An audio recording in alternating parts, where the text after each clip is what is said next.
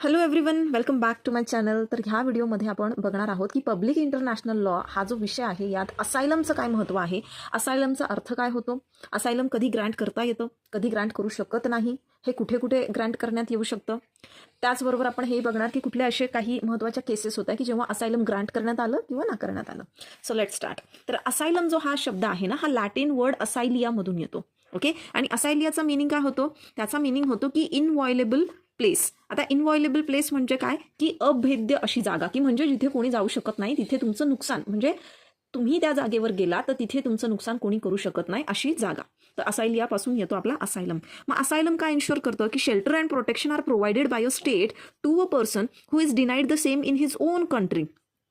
मग अशी व्यक्ती जिला स्वतःच्या देशामध्ये तिला प्रोटेक्शन जे आहे डिनाय करण्यात आलंय, म्हणजे ती स्वतःच्या कंट्रीमध्ये सेफ नाहीये, स्वतःच्या कंट्रीमध्ये तिला शेल्टर नाही मिळत आहे, प्रोटेक्शन नाही मिळत आहे, तेव्हा दुसरा एखादा स्टेट जो आहे म्हणजे दुसरी एखादी कंट्री त्या व्यक्तीला त्या ठिकाणी आश्रय देते. तर असायलमचा जर आपण मराठी अर्थ पाहिला तर आश्रय देणं असाच होतो. आणि हे का दिलं जातं, असायलम का ग्रांट करण्यात येतं, की generally asylum is granted to a person when a free and fair trial is not expected in his own country. जेव्हा त्याच्या स्वतःच्या देशामध्ये त्याच्यासोबत जे आहे फ्री आणि फेअर ट्रायल ही अपेक्षित नाही. आपल्याला माहिती आहे की म्हणजे तिथे फ्री आणि फेअर ट्रायल जी आहे त्याची होऊ शकत नाही. आता फ्री आणि फेअर ट्रायलचा अर्थ काय होतो हे तुम्हाला सगळ्यांना माहीत असेल की दोन्ही बाजूंना त्या ठिकाणी आपली दोन्ही पार्टीजला आपली बाजू मांडण्याची तिथे संधी दिली पाहिजे. जस्टिसचा, नॅचरल प्रिन्सिपल्सचा त्या ठिकाणी वापर केला पाहिजे, गुड कन्सायन्सचा, एव्हिडन्सच्याच बेसिसवरती त्या ठिकाणी निकाल लावण्यात आला पाहिजे, ह्या सगळ्या गोष्टी. मग जेव्हा अशी भीती असते की त्या व्यक्तीसोबत तिथे फेअर ट्रायल नाही होणार, तेव्हा त्या स्टेटच्या म्हणजे दुसऱ्या स्टेटच्या एखाद्या व्यक्तीला आपल्या स्टेटमध्ये आपण आश्रय देत असतो. आणि त्यामुळे त्याचं एक्स्ट्राडिशन जे आहे ते होत नाही. जे आपण आता याच्या आधीच्या व्हिडिओमध्ये पाहिलं की एक्स्ट्राडिशन काय आहे, की जेव्हा तुम्ही एक्स्ट्राडिशन जे आहे एखाद्या व्यक्तीची रिक्वेस्ट केली जाते दुसऱ्या स्टेटकडनं की तुम्ही ह्याला आमच्याकडे एक्स्ट्राडिट करा, पण जेव्हा तिथे फ्री आणि फेअर ट्रायल नाही होऊ शकत त्या व्यक्तीसोबत त्या स्टेटमध्ये, तेव्हा ते एक्स्ट्राडिशन जे आहे ते रिफ्यूज करण्यात येतं आणि तिथे असायलम जे आहे ते ग्रँट करण्यात येतं. सो हे कोरू चॅनल केस जी होती त्याच्यामध्ये इंटरनॅशनल कोर्ट ऑफ जस्टिसने काय म्हटलेलं आहे की asylum protects the political offenders against the violent and disorderly action of irresponsible sections of the population. मग ह्या केसमध्ये काय म्हटलं कोरू चॅनल केसमध्ये इंटरनॅशनल कोर्ट ऑफ जस्टिसने की असायलम हे काय करतं, पॉलिटिकल ऑफेंडर्सला प्रोटेक्ट करत असतं, की त्याच्या स्टेटमध्ये जो व्हायलेंट आणि डिसऑर्डरली ॲक्शन जी त्याच्यासोबत होऊ शकते त्याच्यापासून त्याला प्रोटेक्ट केलं जातं. मग आता इथे बघा, तस्लिमा नसरीन ही जी बांगलादेशी रायटर होती, किंवा दलाई लामा, हे आपल्याला सगळ्यांना माहिती आहे की दलाई लामा आणि जे बाकी दुसरे तिबेटियन्स होते त्यांना इंडियामध्ये आपण असायलम ग्रांट करण्यात आलं होतं, म्हणजे आपण त्यांना आश्रय दिलेला आहे. आजही दलाई लामा आपल्या भारतातच आहेत. तर दलाई लामाचं उदाहरण तर तुम्हाला सगळ्यांना माहिती आहे. आता ही तस्लिमा नसरीन जी होती ना, तस्लिमा नसरीन एक बांगलादेशी लेखिका होती आणि तिने एक पुस्तक का नॉवेल काहीतरी असं तिने लिहिलं एक, त्याचं नाव होतं लज्जा. त्या लज्जा नॉवेलमध्ये तिने काही इन्स्टन्सेस जे आहे असा त्याचा उल्लेख केला होता की जिथे काही हिंदू फॅमिलीजचं मुस्लिम लोकांकडनं पर्सिक्युशन झालं होतं. पर्सिक्युशन म्हणजे काय, जिथे खूप मोठ्या प्रमाणात छळ झाला होता आणि त्यामुळे तिथले जे मुस्लिम होते, जे रॅडिकल मुस्लिम, हे तिला जीवे मारण्याची धमकी देऊ लागले आणि त्यामुळे तिला तिचा देश जो आहे तो सोडावा लागला आणि तेव्हा तिला स्वीडनने आश्रय दिला. असायलम जे आहे ते स्वीडनने तिला ग्रांट केला. सो हे नक्की तुमच्या केसमध्ये तुम्ही लिहू शकता. सो आता इथे आपण बघतो की असायलम आणि एक्स्ट्राडिशन हे कसे इंटरकनेक्टेड आहे, बरोबर. जिथे असायलम स्टॉप केलं आपण तिथून एक्स्ट्राडिशन जे आहे ते सुरू होतं. म्हणजे एखाद्या व्यक्तीला आपण आश्रय जो आहे जो दिलेला असतो त्याला आश्रय नाकारला की म्हणजे काय, तुम्ही त्याला तिथे एक्स्ट्राडिट करणार, त्याच्या देशाला तुम्ही पाठवून देणार त्या रिक्वेस्टिंग स्टेटकडे. मग आता असायलम जे आहे ना ते दोन पद्धतीचं आहे, की एक टेरिटोरियल आहे आणि एक्स्ट्रा टेरिटोरियल आहे. आता हे आपण बघूया की हे जे प्रकार आहेत हे कसे आहेत. तर टेरिटोरियल असायलम. आता टेरिटोरियल असायलम म्हणजे काय, की when asylum is granted by a state on its territory, की जेव्हा आता ही दोन स्टेट आहे, ह्या स्टेटमधली व्यक्ती जी आहे इथे आहे, इथे आश्रय जो आहे आता ह्या दुसऱ्या स्टेटमध्ये, आता ही जी जागा आहे म्हणजे ही जी टेरिटरी ही कोणाची आहे, ह्या स्टेटची. सपोज हा एक्स स्टेट आहे आणि हा वाय स्टेट आहे. मग एक्स स्टेटने आपल्या टेरिटरीमध्ये त्याला आश्रय दिला, तेव्हा आपण त्याला म्हणतो टेरिटोरियल असायलम. आता प्रत्येक म्हणजे आता हे सोव्हरेंटीच्या फॅक्टरवरती आपण जर बघितलं तर हा देश जो आहे आपल्या टेरिटरीवर कोणाला ठेवायचं किंवा कोणाला नाही ठेवायचं हा पूर्णतः याचा निर्णय असतो. आणि त्याच्यामुळे टेरिटोरियल असायलम जी आहे ही जी कन्सेप्ट आहे ही एंटायरली एक ह्या पर्टिक्युलर स्टेटवर डिपेंड करते आणि तिथे दुसरं कोणी ऑब्जेक्ट नाही करू शकत. ओके, असायलमच्या बाबतीत, कारण की त्याच्याच टेरिटरीवरती आहे. सो इथे on 14 December 1967 General Assembly adopted international law relating to right of declaration of territorial asylum through the adoption of resolution. मग हा जनरल असेंब्लीने 14 डिसेंबरला काय केलं, 14 डिसेंबर 1967 मध्ये, की त्या ठिकाणी डिक्लेरेशन ऑफ टेरिटोरियल असायलम जे आहे ह्याच्यावर रिझॉल्युशन जे आहे ते अडॉप्ट केलं. आता त्याच्यामध्ये काय म्हटलेलं आहे की right to seek and enjoy asylum may not be invoked by any person with respect to whom there are serious reasons for considering that he has committed a crime against peace, war crime किंवा crime against humanity.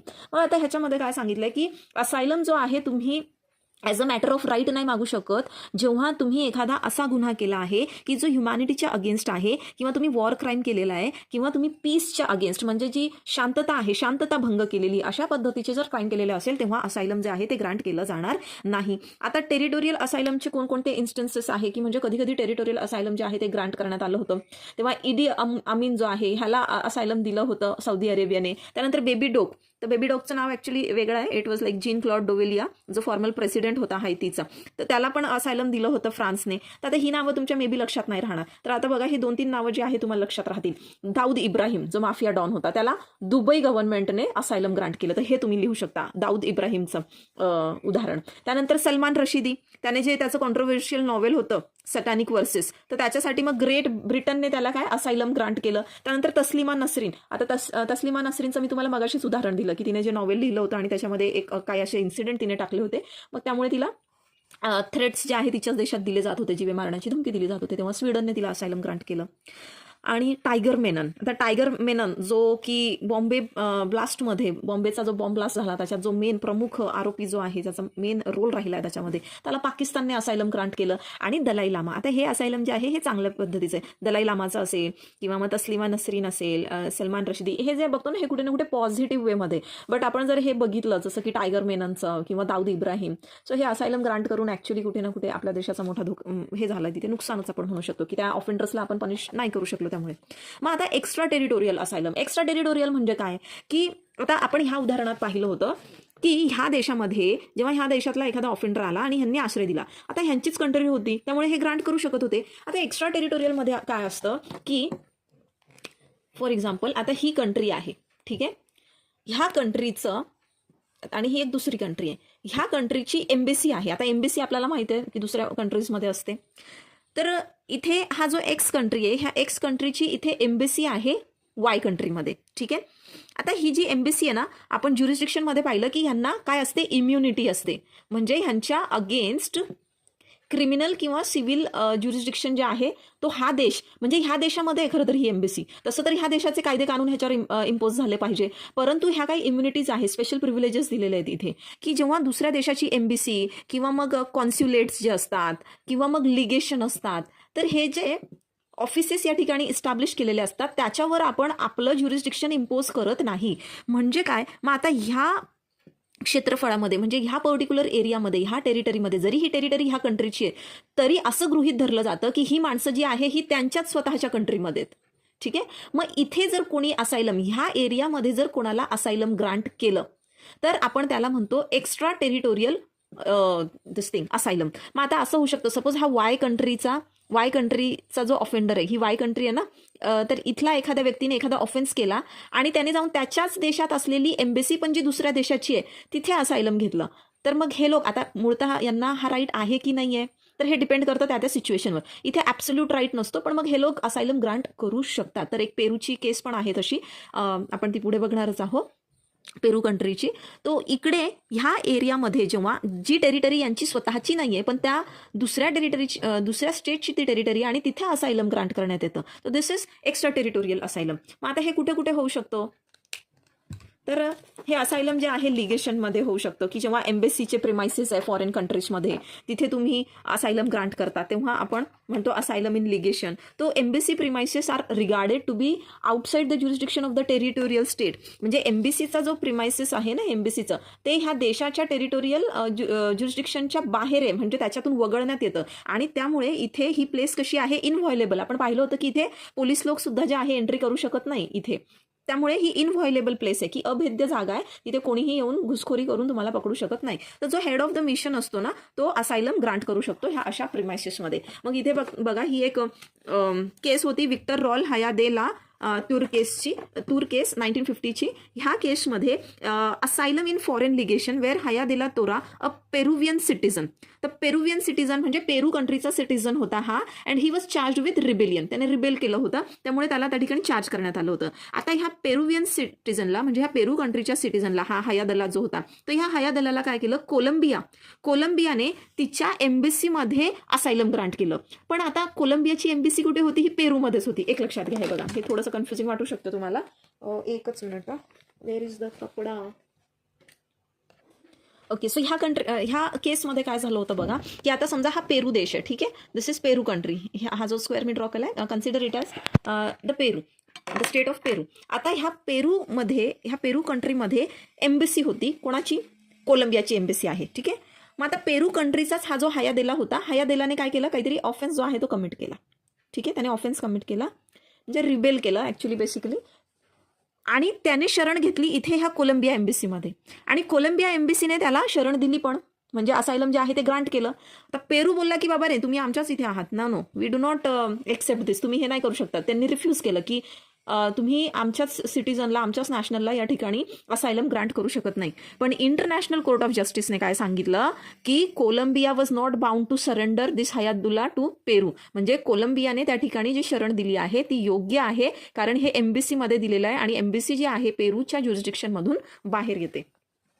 मग आता हे प्रत्येक आपण जे ligation म्हणा किंवा जे प्रत्येक असे ऑफिसेस आहे, कॉन्स्युलेट्स म्हणा, तिथे आपण हे देऊ शकतो का, तर इथे काही प्रिन्सिपल्स त्या ठिकाणी डिराईव्ह केलेले आहे की असायलम जे आहे ते लिगेशनमध्ये कधी देण्यात येऊ शकतं, तर एक्सेप्शनल केसेसमध्येच देऊ शकतं. मग आता हे एक्सेप्शनल केसेस म्हणजे कोणते, की जिथे इंडिव्हिज्युअल्सला तिथे फिजिकली म्हणजे ते डेंजर आहे की त्यांच्यासोबत व्हायलन्स होऊ शकतो, एमिनंट डेंजर आहे तिथे, किंवा मग एक वेल एस्टॅब्लिश्ड बाइंडिंग लोकल कस्टम आहे, तसं त्या ठिकाणी तशी एक रूढी आहे, परंपरा आहे, प्रथा आहे, किंवा मग एक स्पेशल ट्रिटी आहे जो टेरिटोरियल स्टेट आहे आणि स्टेट ऑफ लिगेशन, जसं म्हणजे आपण आपल्या केसमध्ये इथे पाहिलं हा पेरू आहे आणि कोलंबियाची जी इथे लिगेशन आहे इथे त्याचं कोलंबिया. तर ह्या दोन देशांमध्ये तशी ट्रिटी असली पाहिजे की तुम्ही जे आहात, जरी तुमची एम्बेसी आमच्या स्टेटमध्ये असेल तरी आमच्या स्टेटमधल्या तुमच्या एम्बेसीमध्ये तुम्ही आमच्याच स्टेटच्या एखाद्या ऑफेंडरला शरण देऊ शकता.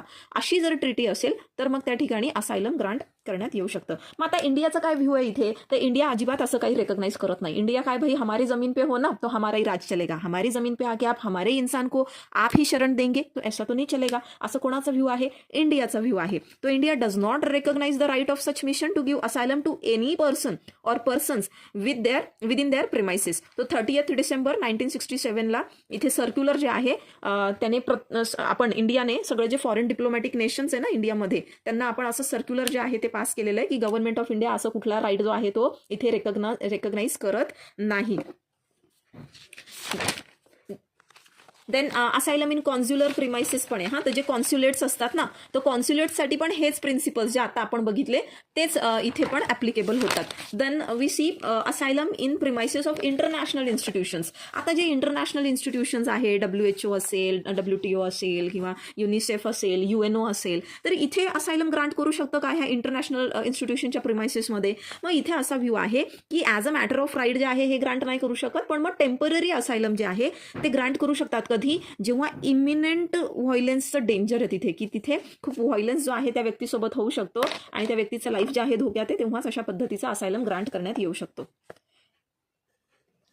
Then asylum in warships. आता ज्या वॉरशिप्स असतात ह्या असायलम ग्रांट करू शकतात का, तर आता इथे कॉन्फ्लिक्टिंग व्ह्यूज आहेत, ठीक आहे. काही म्हणतात की नाही करू शकत, काही म्हणतात पॉलिटिकल ऑफेंडर्स जे आहे त्यांना असायलम ग्रांट करता येऊ शकतं.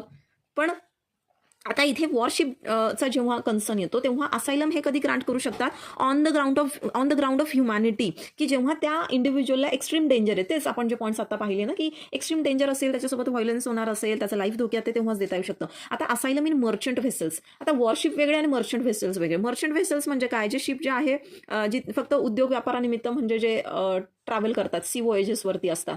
तर आता मर्चंट व्हेसल्स आहेत ना, हे वॉरशिप्स नाही आहे आणि मर्चंट व्हेसल्सला इम्युनिटी नाही आहे. वॉरशिप्सला इम्युनिटी आहे, मग इथे याला इम्युनिटी नसल्यामुळे याच्यावरती ज्या टेरिटरीच्या वॉटरमध्ये ते शिप फ्लोट करत असतं त्या टेरिटरीला ह्याच्यावर ज्युरिस्डिक्शन असतं आणि त्यामुळे मर्चंट व्हेसल्स जे आहे ते असायलम ग्रांट करू शकत नाही. Then asylum in premises of international institutions, हे ऑलरेडी झालं ॲक्च्युली. यांनी हे बघा हे रिपीट केलं, त्यांच्याकडनं काहीतरी चूक झाली. So this was your asylum. Asylum काय बेसिकली आश्रय देणं आहे. आणि तिथे दलाई लामा, त्यानंतर आपण जे बांगलादेशी रायटरचं एक उदाहरण पाहिलं ते तुम्ही तुमच्या केसेसमध्ये टाकू शकता.